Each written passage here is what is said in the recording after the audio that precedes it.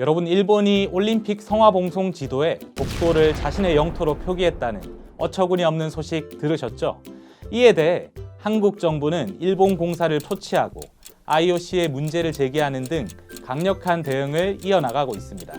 하지만 일본은 도쿄올림픽 독도 표기 수정을 거부했습니다. 뿐만 아니라 IOC는 독도 표기는 단지 지정학적 표시일 뿐 정치적 선전은 아니라고 한다며 일본의 입장을 앵무새처럼 그대로 전달하고 있습니다. 사실상 일본의 편을 들고 있는 것입니다. 더욱 황당한 건 일본 정부가 평창 동계올림픽 당시 남북 단일팀 한반도기에 독도가 표기됐다는 이유로 강하게 항의했다는 것입니다. 올림픽에서 정치적 행위를 금지한다는 올림픽 헌장 50조가 그 근거였는데요. 당시의 IOC는 정치적 사안과 스포츠를 연결하는 것은 부적절하다는 권고를 내렸습니다. 결국 우리는 논의 끝에 한반도기에서 독도를 삭제해야 했습니다. 이것이 불과 3년 전의 일입니다. 같은 사안임에도 불구하고 3년 전에는 안 되고 지금은 되는 황당한 상황이 우리 눈앞에 펼쳐지고 있는 것입니다. 문제는 이뿐만이 아닙니다. 우길기를 연상시키는 유니폼을 공개하고 경기장 안에서 전범기 응원까지 허용하는 등 일본 정부의 행보가 점차 대담해지고 있습니다. 이건 마치 독일이 나치 문양이 새겨진 유니폼을 입고 올림픽에 참가하는 것이나 마찬가지인데요. 이러한 일본의 행보 속에는 치밀한 정치적 계산이 깔려 있습니다. 독도를 올림픽 지도에 표기하면서 대한민국 영토를 침탈할 뿐만 아니라 궁극적으로는 우길기를 공식 사용함으로써 군국주의를 부활시키려는 야욕을 가지고 있는 것입니다. 이렇게 정치적 의도가 뻔히 보이는데도 불구하고 IOC는 노골적으로 일본의 편을 들고 있는 것입니다.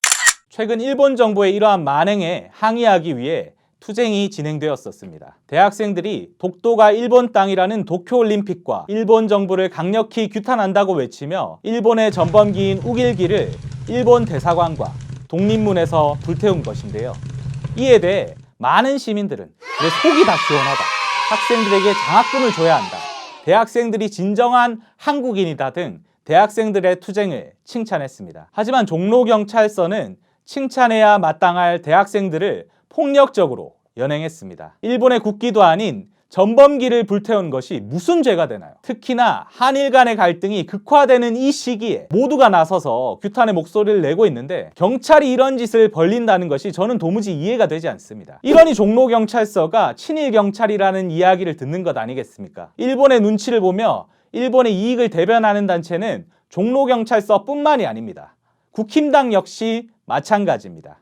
국힘당은 일본의 오염수 방류 결정과 관련해서 도쿄올림픽 불참을 선언하고 문제를 해결할 것을 촉구하기 위해 면담을 요청한 대학생들을 경찰에 넘겼습니다. 앞에서는 일본 방사능 오염수 방류 결정에 강력하게 대응하겠다면서 대학생들의 목소리를 탄압한 것입니다.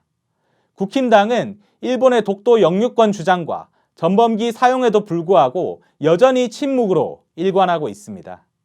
국회에서 진행된 도쿄올림픽 조직위 홈페이지 독도 표기 규탄 결의안에 국힘당 의원은 단 한 명도 참여하지 않았습니다. 이재명, 정세균 등 정치인은 올림픽 보이콧까지 이야기하는데 규탄 결의안에 단 한 명도 참여하지 않다니요. 이러니 국힘당을 일컬어 토착외구라는 말이 나오는 것 아니겠습니까?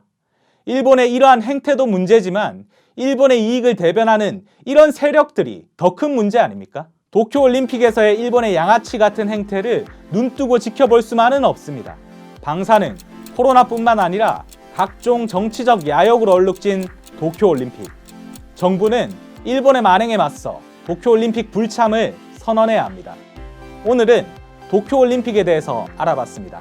다음번에 더욱더 유익한 주제로 여러분을 찾아뵙겠습니다. 감사합니다.